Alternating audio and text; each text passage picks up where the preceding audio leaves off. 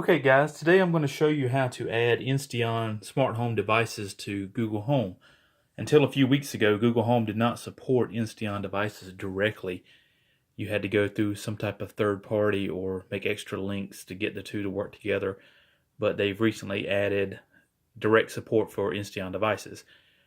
If you are not aware of that, this is a pretty big deal because Insteon has a huge variety of devices. Um, Anything from light switches, dimmer switches, water leak sensors, door sensors, all types of things that other manufacturers have not offered. So now they can all be used with Google Home directly.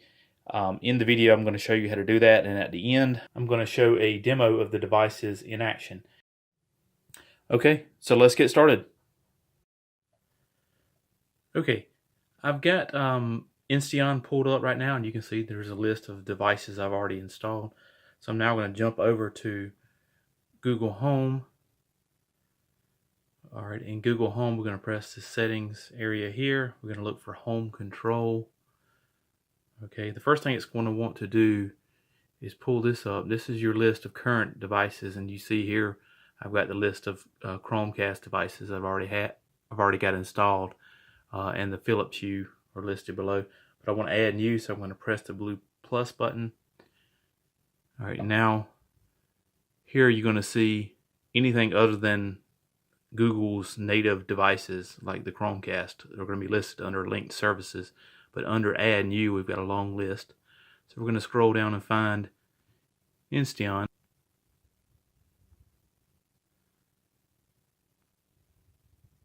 All right, there we are, Insteon. Press Insteon, and the first thing it's going to want to do is log you in. Depending on your phone, it may want to log you into Google Home itself. If that's the case, log in with your whatever account you have associated with your Google Home. Right now it's asking me to log in to my Insteon account, so I'm going to log that in. Okay, I've got that in. I'm going to press sign in. Now, I've seen it on this phone. This phone is a Android 442 KitKat. I've got another Android 6.01, and it doesn't seem to have this issue. But basically, it just says you've got an invalid username and password. I've used the password and username repeatedly on multiple accounts, so this is not a real issue. So what I've found is if you press the back button, hit that back arrow, and it will go ahead and link, and then it seems to work fine. If you'll notice here, these are the different devices that I've already had set up in Insteon app, and I'm simply adding these to the Google Home. This is the only device I've had this issue on, and it's running 442 KitKat, whereas the other is running Android 6. So, and you see here, here's my devices listed. Press this done button. This is just an error on this old phone. And now you see this under linked services, I have Insteon and Philips Hue. So now I'm going to show you how quickly the Google Home will respond to commands.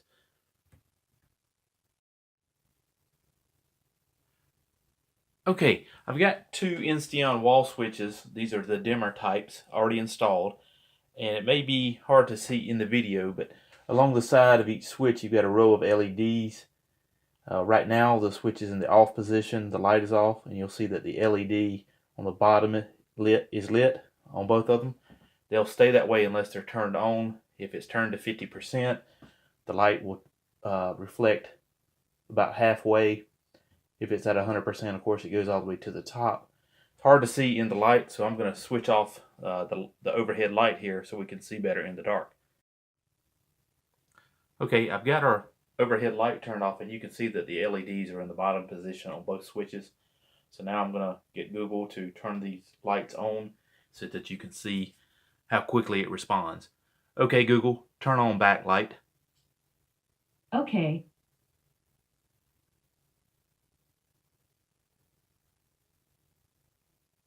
And you can see now that the LED's in the top position. Okay, Google, turn off backlight. Okay. Okay, Google, turn on backlight to 50%. You got it. Setting the backlight brightness to 50%. Okay, Google, turn on backlight to 100%. You got it. Setting the backlight brightness to 100%. The other nice thing is with these type switches, if it's on, if it's in the on position, which was turned on by Google, I can turn it off manually again, and I can then say, okay, Google, turn on backlight. Okay. And it will pick right up from whatever position it happens to be in at that time.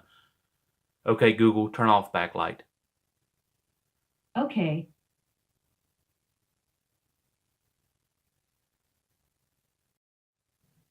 Okay, so that basically wraps up this video. If you liked it, hit the like button below. If you like the channel, subscribe.